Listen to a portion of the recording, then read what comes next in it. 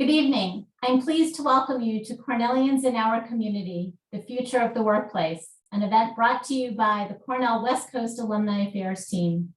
My name is Nancy Abrams-Dreyer, and I'm a graduate of Cornell, class of '86, and the Director of Alumni Engagement for Cornell in the West. We have a great panel this evening, all West Coast Cornellians representing Seattle, Portland, the San Francisco Bay Area, and Los Angeles. It's my pleasure to introduce them to you. I've asked all of them to share what class or experience at Cornell most inspired them. Joining us from the San Francisco Bay Area, Lauren Nunes, class of '96, MPA '97, said her Cornell and Washington semester was a memorable experience. It offered an opportunity to work at the White House and opened her eyes to how things operate behind the scenes. She found it inspiring to be around people passionate about making a difference. In addition to making lifelong friends that semester, that experience has stuck with Lauren regarding how to run a team and how important it is to keep people motivated around a central theme. Anthony Rotoli, class of '07, joins us from Seattle. He was inspired by the history of collective bargaining class with the late Cleet Daniel. It gave him a deep appreciation for the rich history behind the employee experience over time. Calling in from San Francisco is Ulysses Smith, class of '14. His most formative experience was participating in the Cornell in Rome program. To be immersed in a different culture and society while having the freedom to embrace many of his identities impacted his entire career trajectory. To seek out and learn new perspectives is the foundation for inclusion and belonging. Alexis Van Concello, class of '06, joins us from Portland. At Cornell, she was a student athlete, majoring in operations research and industrial engineering, and a varsity athlete competing in both track and rowing. Perhaps a strange combination at the time, but one of the things she loved about both programs was the ability to test and learn. It was a chance to get comfortable with change and recognize that feedback is a gift that helps you get better. And calling in from Los Angeles is Joan Friedman, class of '81, tonight's moderator.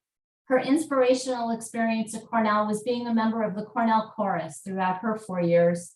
She said making music with other people is transformative, and performing at Carnegie Hall was a once-in-a-lifetime experience. Thank you to all of us for joining this evening. I'd now like to turn the program over to Joan.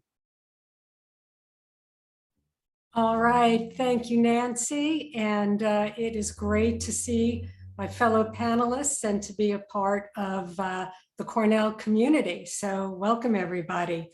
Nancy, thank you for sharing all of those bits of personal information, but I'd love to go around and just have folks share what your current roles are and a brief 2-minute career path of how you got from the Hill to where you are now. So Anthony, if you could kick us off.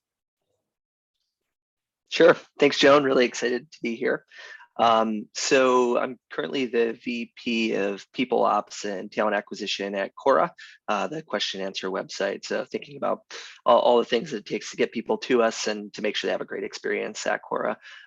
So after graduating in '07, I kind of followed my heart into the collective bargaining world a bit more and worked at the Norfolk Southern Railroad in labor relations and did that for a number of years. Learned a lot about collective bargaining, but also learned that my real passion was in the tech space. So eventually moved over to Microsoft, where I focused on talent acquisition for a number of years, and then headed into the startup realm, first going to Seattle area startup called Carrot in the people talent space, and then moved to Assurance IQ, which is an insurtech startup here in Seattle, and then just moved over to Quora back in November. Great, thank you. Alexa, do you want to go? Sure.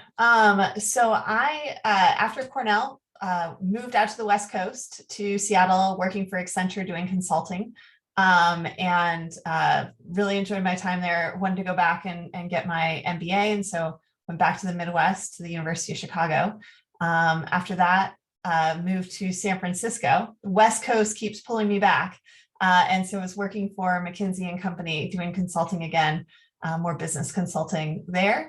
I had twins and was on maternity leave, and a former colleague of mine reached out from Nike, and Nike had always been a dream company, being an athlete and wanting to try something different. And so moved up to Portland, and have been at Nike for the past 8 years. I have another daughter, so I have 3 kids now. And my current role is as Senior Director of Business Operations for our men's business. So I focus on all the product creation and making sure our teams are all working together efficiently to make all the amazing footwear, apparel, and marketing come together. That's great. Thank you. Ulysses, how about you? Where are you and how'd you get here? I am now based in San Francisco, California, obviously. My interesting career trajectory, actually after Cornell, I ended up working at Cornell, leading Cornell's D&I strategy for about 3 years, which is why I'm so excited to see my good friend and colleague, Alan Mittman's name in the chat, who used to lead workforce policy and labor relations and was always my very good counterpart over at Cornell. After I left Cornell, I ended up kind of getting poached into the tech world, where I've led D&I functions since then, everywhere from Electronic Arts, EA Games, to a couple of startups. And now I'm at a fintech company here in the city called Blend, which is basically we digitize the entire mortgage platform or mortgage process, as well as consumer banking. And we touch and process about 15% of the loan volume in mortgages throughout the United States. So it's a pretty big deal. I'm now here as head of global impact, equity, and belonging, leading everything from environmental, social, and governance work to global D&I strategy. Fantastic. Thank you. And Lauren. Hi, it's great to be here. So I'm realizing that it's hard to put 25 years into a really quick snippet. So after I left Cornell, I went into the federal government. I was a presidential management fellow for about 2 years, which opened my eyes to the areas of HR. I was at Department of Labor for a time. And from there, realizing I wanted to stay in HR, I moved to the private sector. I worked for Blue Shield of California. I worked for Chevron, and then wanted to get into a faster paced tech environment and went to Tesla when they were launching the Model 3. And from there, I went to a spin out from Google called Niantic that people know because of Pokemon Go. And then from there, I went over to Twitch, which is a subsidiary of Amazon. We're a live streaming entertainment company. And I'm the chief people officer at Twitch, and I lead both the people function and the workplace function. Wow, that was pretty good for 25 years in. Awesome. Thank you. And I am Joan Friedman. I'm a clinical psychologist and executive coach in Beverly Hills. I graduated from ILR in '81, worked for Citibank for a number of years in HR, in New York, in Dallas, in the Bay Area. I joke, I took 7 gap years before going to grad school. I went back to school, got my doctorate in clinical psychology. And while I was building my private psychotherapy practice, I was doing some HR consulting. That segued into executive coaching. And now I do both. So it's a lovely blend of the personal and the professional. And these days, especially, it seems harder and harder to separate the two. So I feel very blessed to do what I do. All right, so let's get started. You know, these last 2 years we've been referring to as the Great Resignation or the Great Attrition. I like to think of them as the Great Reflection, because it's really given us a time, you know, COVID has stopped us in our tracks, and it's really given us the opportunity to reflect on what matters in our lives.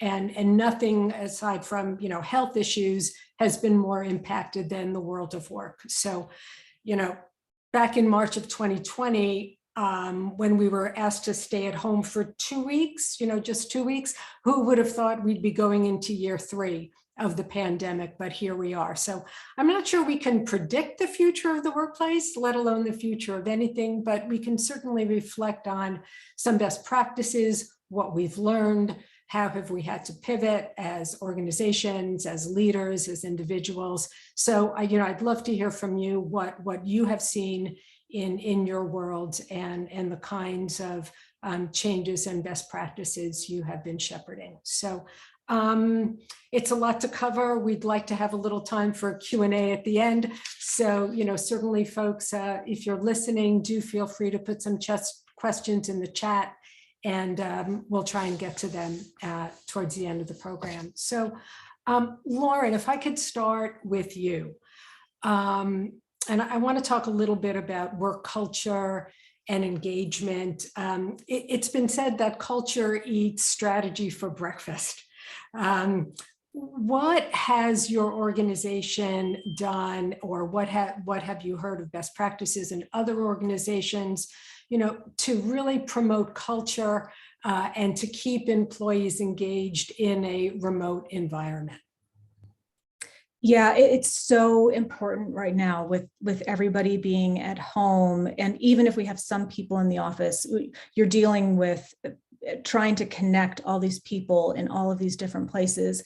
So we've leaned in really heavily on keeping the company connected on a weekly basis. So at Twitch, what we're doing is we're doing a weekly 1 hour all hands meeting where we have presentations, but then we spend a large part of the meeting doing Q&A and just understanding what's important to employees, what's on their minds, how can we address their concerns. So we're spending a lot of time on that. And then we're spending a lot of time on what I would call surprise and delight. So we, just sending things to people, sending cookies when they don't expect them to arrive. We had a kitchen that had fantastic cookies. And so we, sending little gifts to employees to just remind them that, we're all here, we care about you, doing things like that. And then we're also doing other things. We've leaned into some technology. We have something called Beans, which is a way to create sort of a coffee chat, if you will. So you'll get randomly selected with another person who has opted in for this,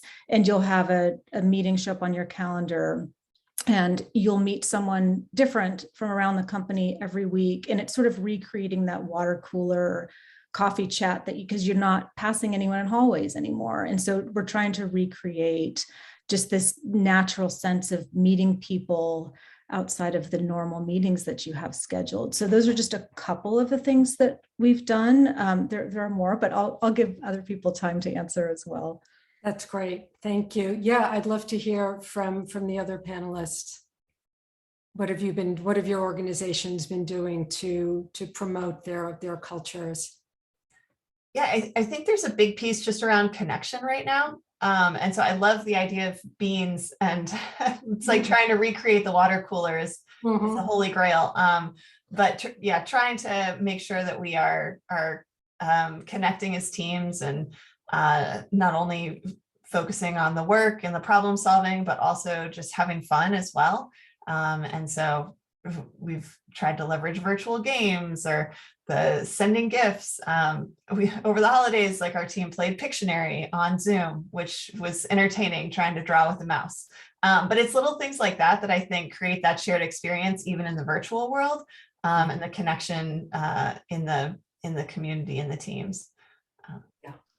Yeah, that connection is so important right now. Absolutely. Yeah. Anthony, Ulysses, anything? Yeah. I think certainly what hasn't changed is the importance of understanding what your company values are and staying really true to those, and whatever you're building now. We've always done that in developing culture, in developing strong cultures, sticking to those values and building benefits and an experience around that. And I think we just have to do that, but jump a bit. So I think, Lauren, great example of if you had great cookies in the office, people don't stop liking cookies when there's a pandemic on. So send them to their house. I think just figuring out what worked before and moving that over. Before coming to Quora at my last company, our CEO after the pandemic said, let's take a look at T&E travel expenses and how much we've saved, and let's take that and convert it into doing a pretty involved virtual offsite. And I think that is another great example of saying what has changed and how can we leverage that to rethink and reinvent for remote. I love that. Of course, all of these savings, and let's use it to keep our employees engaged. Yeah. Ulysses, what about for you? Sure. It's interesting when we think folks in this audience and in this room who are listening to, who are very familiar with tech startup environments know that kitchens and snacks and food are actually pretty critical. and everybody was missing all the free lunch and dinner and breakfast throughout the days. But something that was so interesting was at Blend, even our food program was very intentional. So at our 4 floors across our San Francisco office, none of the snacks were the same on any floor. So intentionally so. So people would be forced to go to different floors and meet new people. And of course, when everybody moved to work from home, people started losing that social connection. So, we did do very similar things to what Lauren talked about, where we introduced Donut as a platform. We also, which does the exact same thing as Beans that we introduced. The kitchenette was like a kind of 24-hour Zoom that was just there for people to pop into whenever they wanted to. And people would, you'd have people feeding their dogs and playing with their dogs and all types of fun things that we normally just used to see all the time in the office. But for my team specifically, what we did see and what we still continue to get a lot of a lot of interest in is social connection. Because our team is, as a belonging team, we're pretty pivotal to that. So we saw our employee resource groups double, went from 5 to 10 of them, right? And they have been responsible for the majority of the events that have happened at Blend since then. But also opportunities for both formal learning and informal learning and exposure to different concepts, and also very good support spaces. As we know, it's been a little chaotic over the last few years. And so they've really played a pivotal role in making sure people have been taken care of throughout the time here. So while I do miss sometimes seeing people in the office, the introvert in me is very happy being at home if I'm gonna be truthful with everybody here. So. Mm-hmm.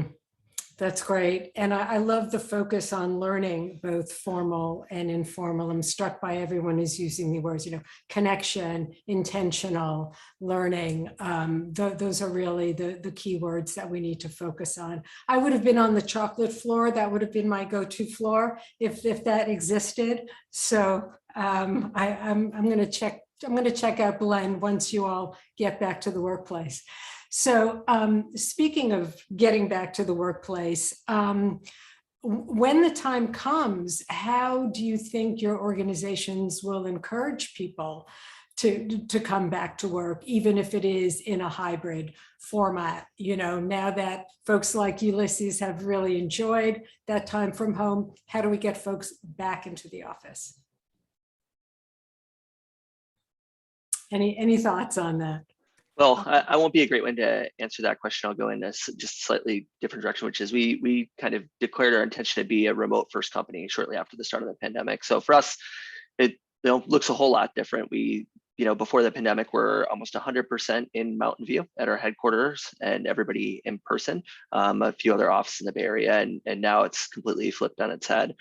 So we kind of, I think, went in the direction of saying we're not sure when that's going to happen, and we want to figure out how to do this really well. At the same time, we still do find that people want in-person connections. I think for a completely remote first environment, providing benefits for co-working is really important option. Some folks, even if they're happy working remotely most of the time, like they want in-person interaction, they want to be around other people. So we won't be going back to an office, but we hope to be able to provide that as an option for folks all over the world to find some type of in-office interaction. Okay, so I'm actually going to use that to shift into our next topic, which is, technology. Several of you work in tech companies. How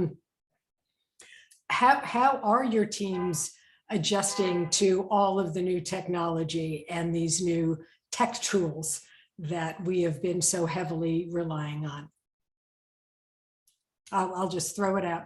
I'm not in a tech company, but this has actually been a great catalyst to encourage our teams to adopt new tech tools. And so our culture prior to the pandemic was extremely face-to-face. You were running around campus from meeting to meeting, and even coming from consulting into this environment, I was like, wow, okay, there are no conference calls on meeting invites.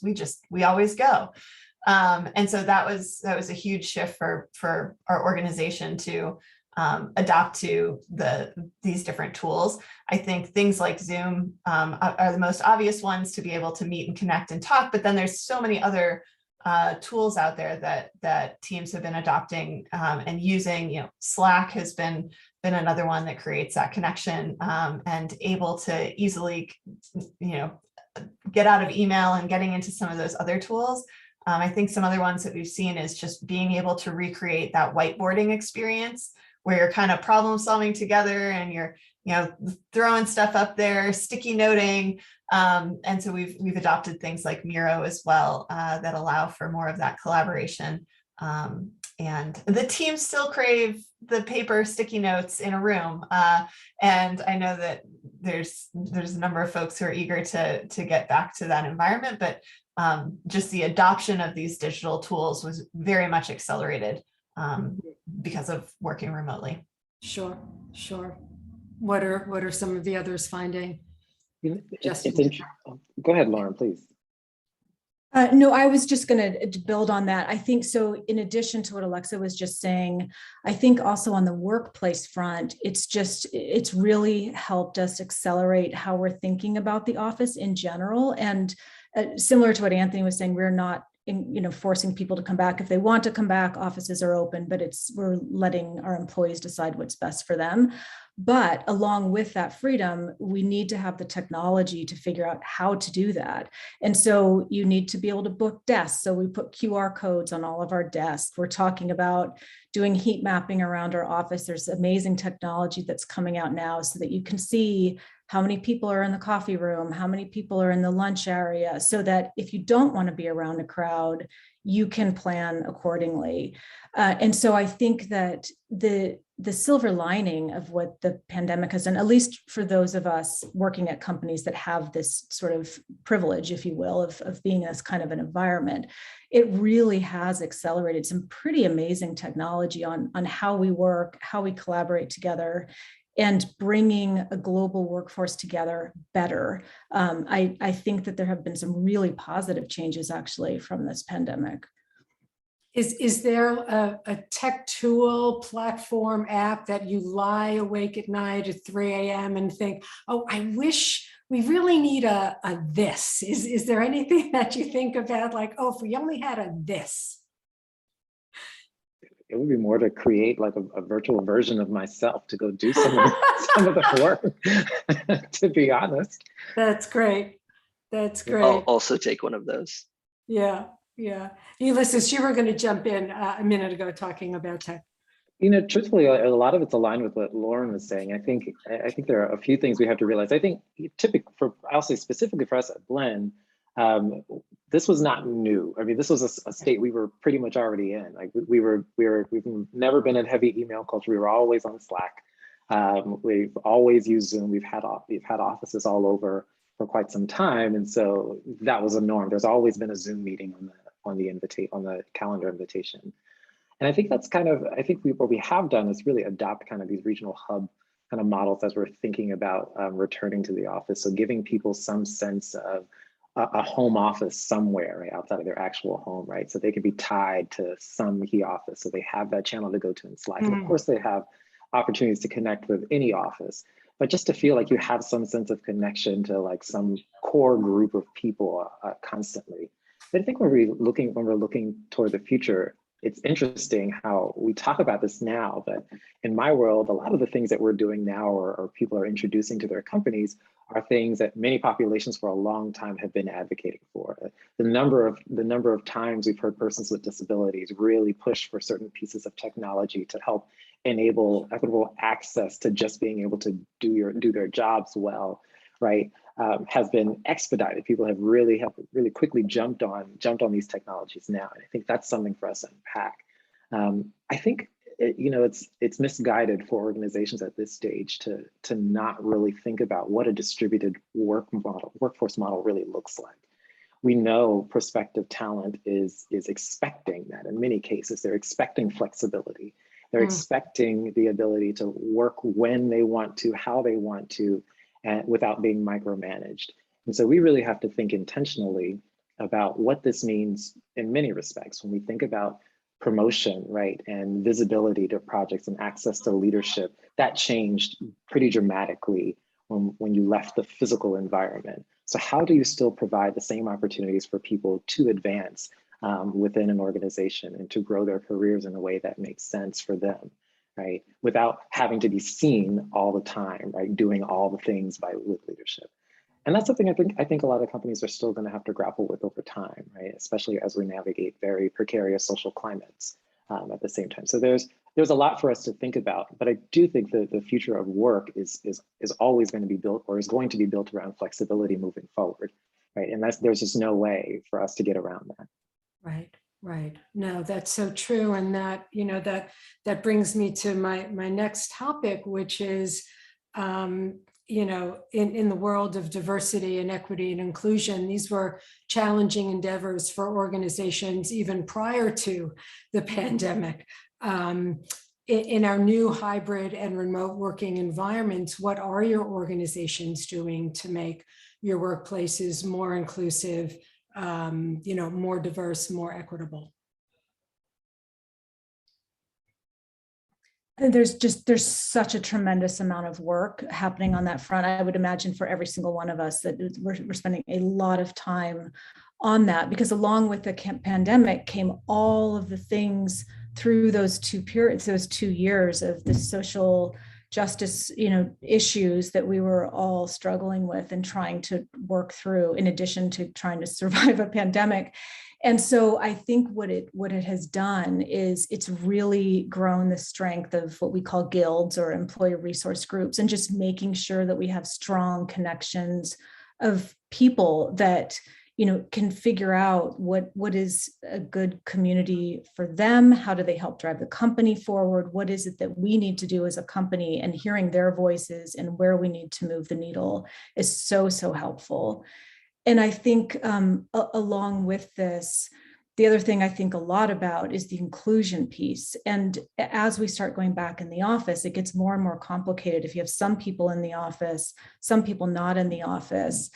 And the fact that we're all here like this, and you can see our faces well, and we all are the same little box on the screen. And if you go back into an office, is it suddenly not as equal anymore? And you're looking at a big conference room of people, and you're the one person on a screen, and it's just not equitable anymore. And so how do you make sure that you actually keep the inclusion that the pandemic has created by allowing everyone, you know, we don't have to commute for hours to get to the office anymore. We all can just roll out of bed and turn on Zoom, and here we are. And so just the inequity of commute times and, you know, all of the things that came along with coming into an office, it's actually helped in a lot of ways. And so I think there's a lot of work being done on how do we just continue to make sure that we have an equitable culture moving forward. And it's hard work. It's really hard work. Sure. Ulysses, you actually, I mean, this is your wheelhouse. This is, you advise companies in this space. Are there any best practices that you would recommend to organizations looking to further build out these initiatives? It's a separate panel. You're right. Okay. In 2 minutes or less. You know, it's interesting, as Lauren, as I reflect on what you were just saying a little bit more, because the more I think about it, well, equity actually would be staying in a distributed model, right? Where people have the flexibility to either be in the office or do what's best for them, right? And stay home. Because equity is all about giving people the unique resources that they need to be their most successful selves. And if that's you being at home versus being in the office, and that, you know, make it work, right? And companies should lean into really embracing that for folks.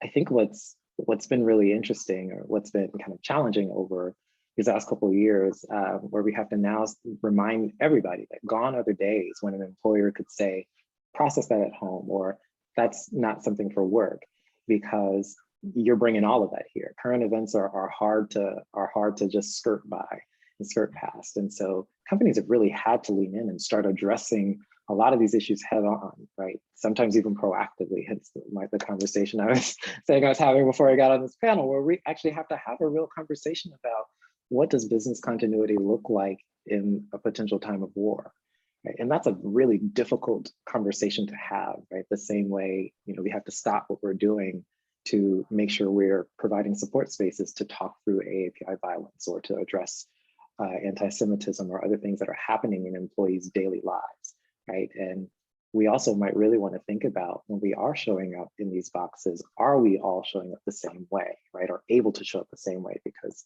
assumptions and perceptions still persist about certain people.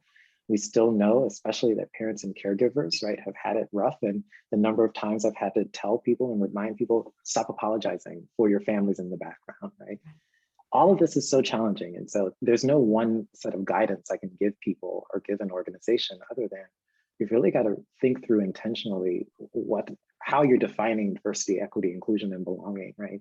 And making sure that you're applying that to every core function across your business in order to realize, right, this notion of inclusion that we're trying to get at. Intention is such a watchword right now in our culture, and especially companies have had to be so much more intentional about something as seemingly simple as onboarding. So Anthony, I'd like to turn it over to you if you could talk a little bit about, onboarding in a remote environment and what has your organization learned about this? Yeah, so first going into the pandemic, I was at a different company, and so there got to see like what was the company like, how do we do things pre-pandemic, and how do we convert to virtual. And now I'm at a company, and the whole time I've been here, it's been virtual. Probably the last experience is a good example where we hyper scaled in 2 years, went from 130 to 1,300 people most of the time during the pandemic. And I could tell you in some of the ways how it was difficult, but I'll tell you in a lot of ways, I think it was easier to an extent. When I think about onboarding that many people, bringing that many people in person into an office, coordinating all of that, a lot of that energy has been shifted into just making sure that the technology is super fantastic when they go through the process. I think that you have to be more transparent with information than ever before. But again, hopefully you could transfer the resources from scheduling the continental breakfast for when people show up at 9 o'clock to making sure that like you really give them content that explains what the environment's like. I think that's something that it's interesting in onboarding. Like we do all the logistic bits really well, but actually onboarding somebody into the culture is what's tough to get right now. If you're at a company that converted to remote during the pandemic and you were there the whole time, you have a certain feel for things. But I think bringing you on board to what the culture is really like and how you'll be successful here is one of the toughest bits. From a technical perspective, I think it's in a way gotten easier. So I think it's just being, again, really intentional, and also remembering that, well, it feels like, whoa, we've been doing remote for 2 years now. I believe we're at the very, very beginning of a whole different way that will work, right? This is a major inflection point. So it's really easy sometimes to say, wow, now that we're remote, let's think about all the different ways we could do it. Let's start to set our sights. But I think in a lot of ways, it's going to pay to sit back and like take some time to see how this all develops, how things change as some people go back and set our sights from there. Yeah. How about at Nike, Alexa? How has Nike adjusted to onboarding remotely? Yeah, I mean, I think that culture piece is really the tough one, trying to figure out how to make sure that people are feeling included and plugged in and connected. And so I think there's just been a big focus on providing all the information. It is interesting. It does feel like in our culture, we are much more focused right now on actually going back and returning to campus. And so it's going to be interesting just trying to navigate what does this hybrid look like, where some folks are at home and some people are in person.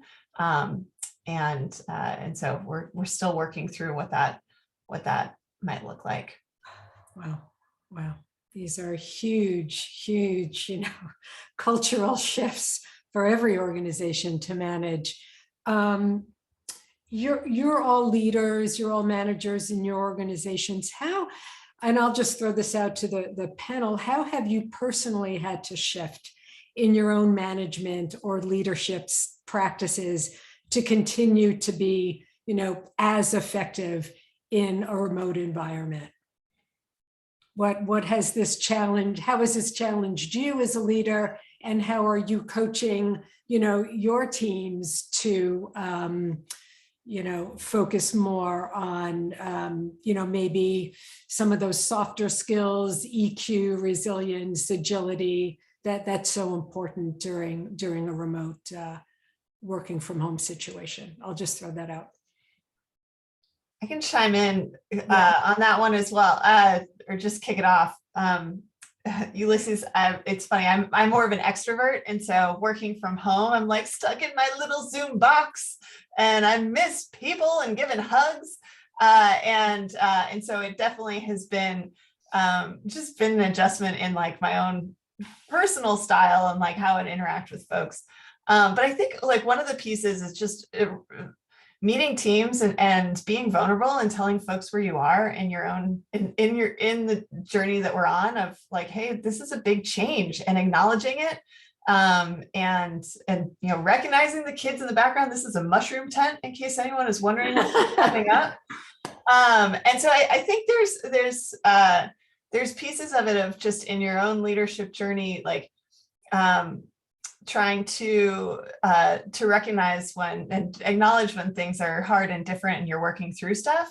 And then also just encouraging teams to continue to explore and try things and listen. I think a lot of times in our function, we are trying to make sure everything's working together in the right way. And so trying to create that environment to test and learn and make mistakes and be vulnerable has been so important in this current environment. Yeah. Thank you for bringing that up. I think that is such an important point because the quantity of our interactions has certainly shifted, but I think the quality has deepened in many ways because of that vulnerability piece, because it is forcing us to be more authentic. When the cat runs across the screen, you just have to go, all right, well, yeah, that's my cat. As long as you don't have the cat filter on your face, then you're okay. Good point. Yeah. What about for some of the rest of you? I think my encouragement with managers, even if they're running into situations, had a manager a while back who was running into issues with an employee whose child was on the screen quite a bit during regular meetings, and the employee trying to figure out, how do I figure this out? How do I kind of discipline the employee? And I try in this situation, in many situations, to kind of just encourage, like, should have no shortage of empathy right now. Like, the world is heavy and life is a lot to deal with and has been for the last few years. So in all cases, like, just, you can't have any shortage of empathy. And we're seeing it. People are leaving their jobs if their employers don't. So I think just being really thoughtful and giving people more than ever the benefit of the doubt, still in this period, and maybe we should always be that way, but maybe that will end. But right now, like, people are going through a lot on so many different wavelengths. So err on the side of like giving space, and we see that we could survive, right? Even as see employees who have gotten COVID once, twice, had a employee who had had her baby, and like within a week, the baby and her other son had COVID, and this is the second time for her to have COVID. And in those situations, it's really, I think, dawned on a lot of us, like, work has been put in perspective of life and all that's happening with the pandemic. So I think don't overplay your hand and think that work is most important. It often isn't. Yeah, I think that is a huge piece. We are so much more than just working beings. We are creative beings and spiritual beings and social beings, and all of those aspects of ourselves need to be developed and nurtured. Work is a big part. Yes, I did go to ILR. Work is a big part, but it is one part. It is not everything. Laura and Ulysses, how about for you? How have you had to shift, or have you shifted in your leadership approach during remote work? It's for me, it's definitely, I have to be a lot more intentional. You just don't have the opportunities that you used to have in real life, where you'd go into a meeting, you'd have the meeting, and then you'd leave and you'd get to talk about it as you're walking down the hall, and you lose all that. You go off Zoom and that's it. And so now I've had to be more intentional with scheduling debrief meetings with my team. How do you feel? How did that go? What could we have done better? Things that just aren't naturally happening anymore. You have to be sure to schedule that time. And so that, I think the inability to see body language anymore outside of this, you lose a lot, especially in our business when we're, HR, and so much of that is so important. So really just what Anthony was saying, checking in with people, how are you doing, starting every meeting with what's on your mind, just to make sure that you sort of understand where they're at in the moment, and you can sort of figure out where to go from there. But it is a lot harder, and I have to constantly remind myself to just check in, slow down, make sure people are okay, and then continue on. But it's different. It's a different way of operating. Yeah, I call them emotional temperature checks. For so many employees, they have to do a temperature check before they show up to a shift. I recommend starting meetings with, okay, emotional temperature check. How are people feeling today? Just as important. So in the spirit of how are people feeling, I want to shift in the next couple of minutes. In the early days of the pandemic, depression, anxiety, mental health issues shot up about 40%.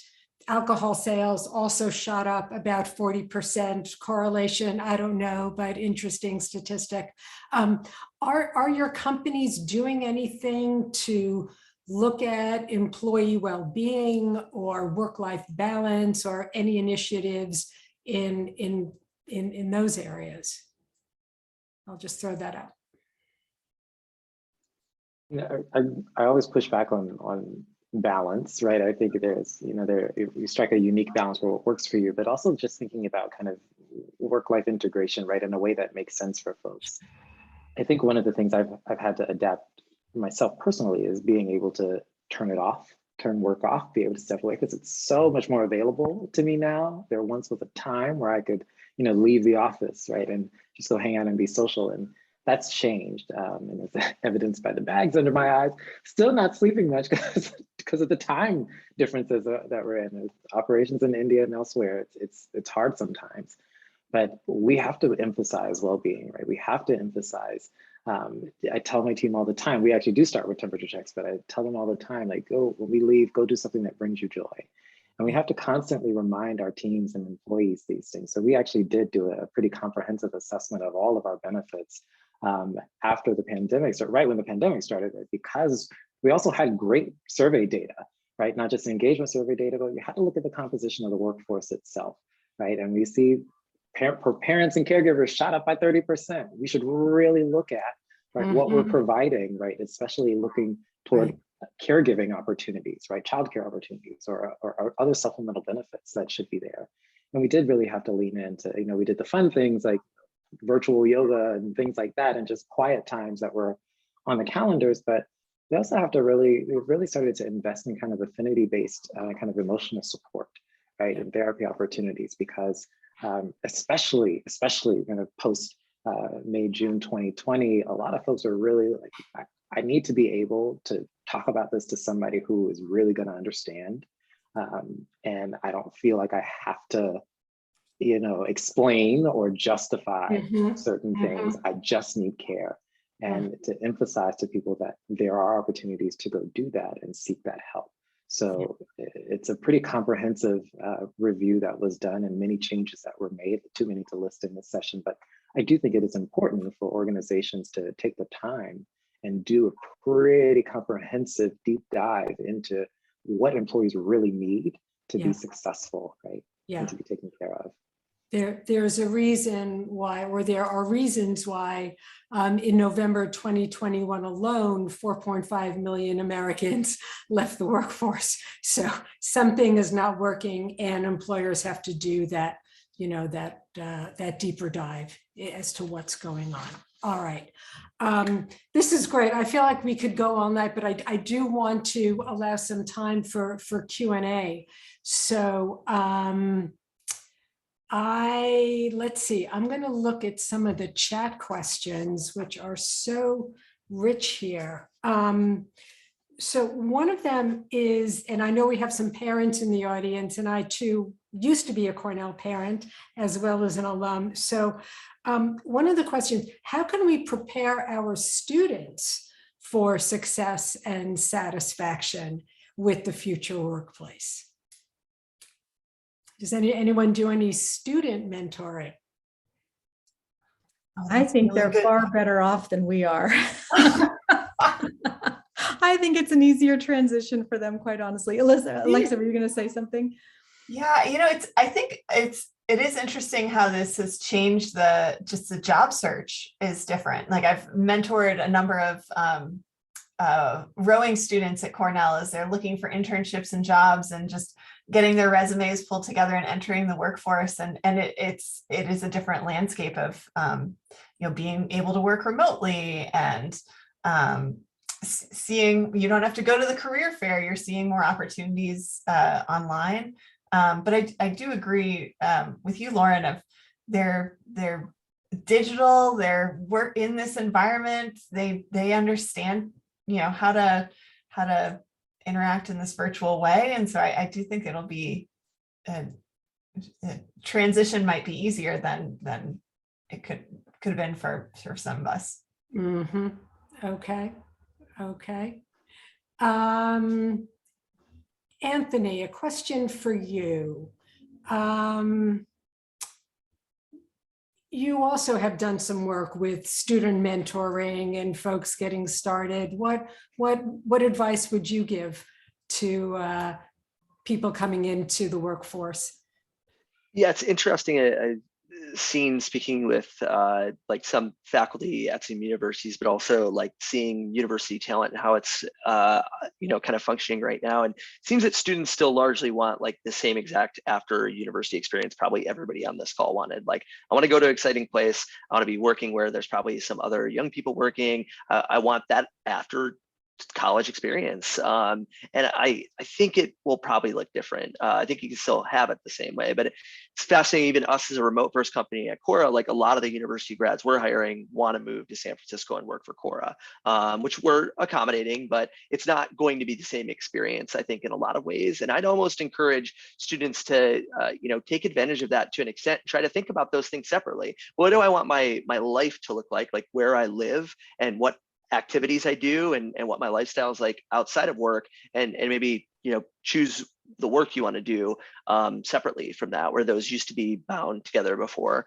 Try to lean into that. I also think like in-person isn't going away, and I think there's plenty of environments where folks really do want in-person, and there will be employers that accommodate that. And I can understand, just coming out of school, a lot of value, or feeling a lot of value in in-person, hands-on collaboration and learning. And where you want that, I think there will be employers that intentionally provide that opportunity.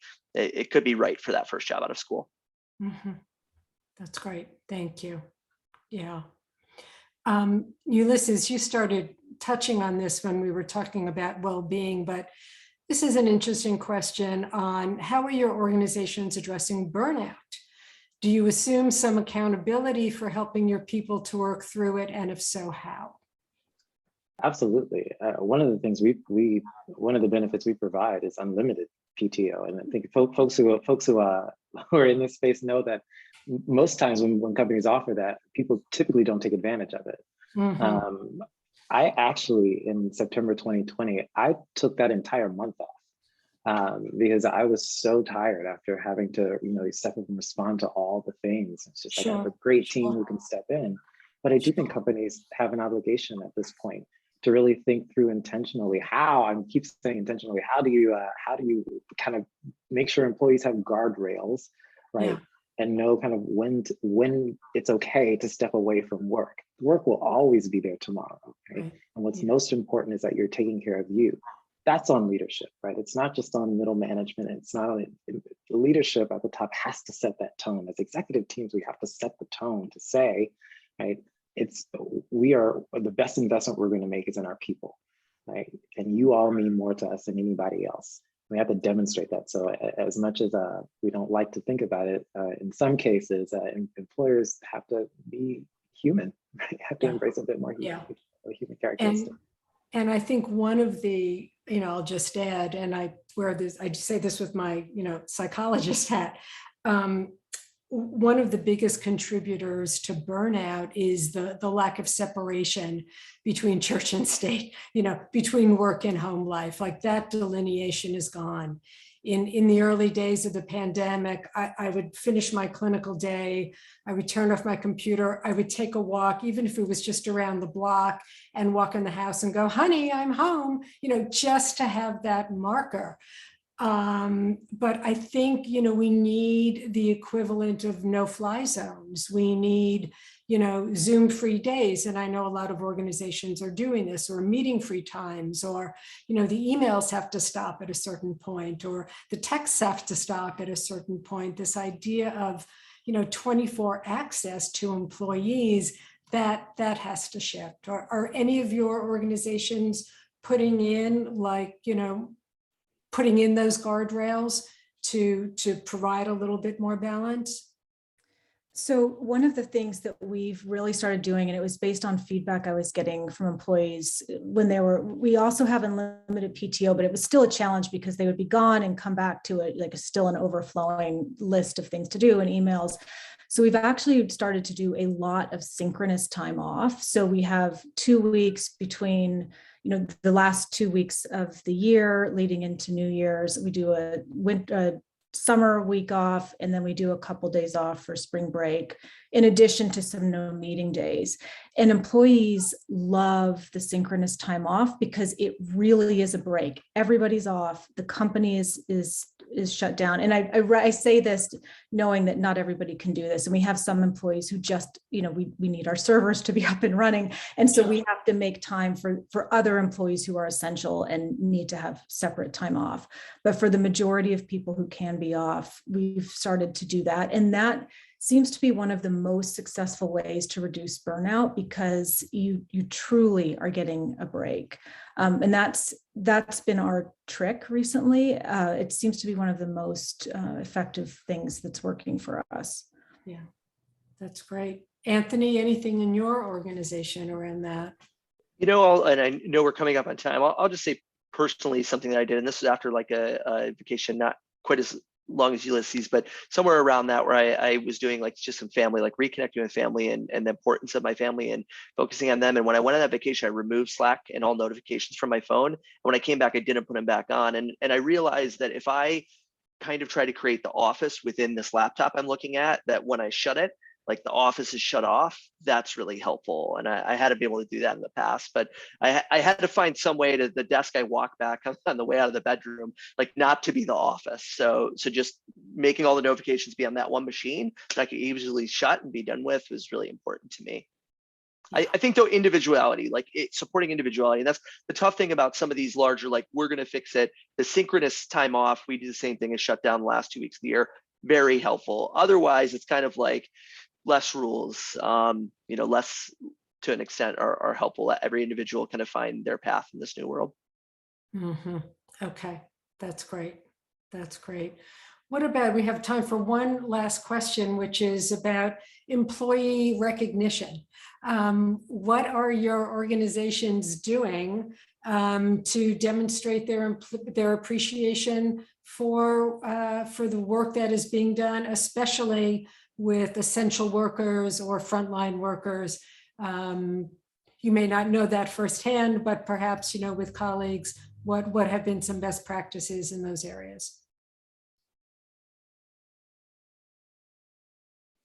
Well, don't all jump at once. There are a few things I know we've done, right? We always try to instill a culture of gratitude anyway. And so we have a Slack channel that is public. Everybody's automatically added to it. You can't get out of it. Is a gratitude channel, right? And that's where we encourage managers, we encourage everybody else to really thank people for their contributions. Thank people when they've done something small, something simple, right? Just to continue to show that. We also provide give cards. We have a platform we just onboarded called Good World, which is really a social impact kind of giving, volunteerism kind of platform. But instead of giving people, Amazon gift cards and things like that, where they're going to be taxed anyway, you give people, we have a decent amount of money to be able to dole out and match gifts and things across the organization. But people can then give other folks give cards to give to causes, right, of their choosing, causes that are important to them, right? But also we also have things like the Bailey Awards, where we, every quarter publicly give people these awards in big all hands that are really folks who are aligned with our principles, who have demonstrated stuff, whether that's an entire team or individuals, because showing people that that your contributions still matter even when we're all over the place, right, and feeling a little disheveled with bags under our eyes, right, that your work is still valuable and you as a person are still valuable, right? And so that's some of the things we do. That's great. All right, I am sorry that we're not going to have time to get to every question. I did want to end with a two-part final question, which I will ask all of the panelists. Part one is, do you see remote or hybrid working situations as a permanent shift? And part two, when you think about the future of the workplace, what are you hopeful for? So, Lauren, I will start with you. Do you see remote hybrid working as a permanent wave of the future? And what are you hopeful for? Yes, I definitely see it as a permanent thing. And what I am hopeful for, we didn't get to talk a lot about the Great Resignation, but I actually think it's going to cause companies to be their best selves, if a company can be a best self, because you have to compete for talent. It's so hard out there that you have to be good. And so my hope is that it really starts to promote better working environments and hopefully greater happiness for employees, if I can end on a very optimistic note. So that's my hope. That's great. Thank you. Alexa, what about for you? It's a tough one. I think a lot of the remote depends on industry. And so it's actually, it does feel like in our space, we're moving much more to returning into the office or a hybrid model where, 2 days, 3 days, trying to figure out what that looks like. But yeah, I don't think fully remote is something that would be what we're leaning towards. And then something I'm hopeful for, I think one thing the pandemic's done is just shedding light on childcare and schools and juggling kids at home. And we've lost a lot of women in the workforce. And so I'm really hopeful that we just can continue to work on how women in the workforce can feel supported and some of the infrastructure to help make, not force them into making really tough choices. So that's great. Thank you. Ulysses, what about for you? Yeah, plus 1,000 to what Lauren was saying. And then Alexa, I loved your comments as well. It's yeah, I do think that companies will embrace flexibility, right? I don't necessarily know if what we have right now will be the permanent fix, right, or the permanent state, right? But just as Alexa said, right, the companies will have to figure out what works best for them in their respective industries, right? But I do think, again, employees are expecting some sense of flexibility at this point. And in terms of what I'm hopeful for, I'm really hopeful for additional transparency. And just as Lauren said, companies really being their best selves. So I think you're going to start seeing companies who are a lot more engaged in their local communities and in causes that they see are really important to employees and doing their best to demonstrate that they are responsible global citizens of sorts, right? And they are going to have to tell better stories, right, about who they are and give people prospective talent a sense of who they are, especially when that talent really only has one way of getting to know you initially right now, which is through a screen, right? So I think we'll see a lot more engagement from companies on that front. I love it. And Anthony, to wrap us up. Yeah, I mean, I think this new way of working is certainly here to stay. We only jettisoned ourselves 10 years into the future. I think we're headed here. Anyway, so it's not to say people won't work in person. There will be, that, but I think remote in a large way is here to stay. I hope that as a result of this, removing geo barriers will give people opportunities to just be much more choosy about the roles that they, invest themselves in, the way that they spend their time, the jobs they end up in. Hopefully they could find more values alignment because they don't have to worry about if the place is in driving distance. A lot of those barriers are removed. So hopefully people could just go where they do their best work and get to an environment where they're truly happy and can be happy and productive. That's great. Wow. Whew. We have covered a lot of ground today. Thank you all. This was great. A big red thank you to all of our panelists. Thank you to Nancy in the Cornell West Coast office and Kate. And of course, thank you to Cornell, to the university for being a constant in our lives, for bringing us all together, and for giving us that important sense of connection. Before we close, in the spirit of the great reflection, I invite everyone to just take a moment, think about what you heard today, and think about one action you're willing to take, whether it's in your homes, in your workplaces, in your families, something you're willing to do to make your world safer, healthier, and more sustainable. So thank you so much. So glad you could be with us this evening. Take care.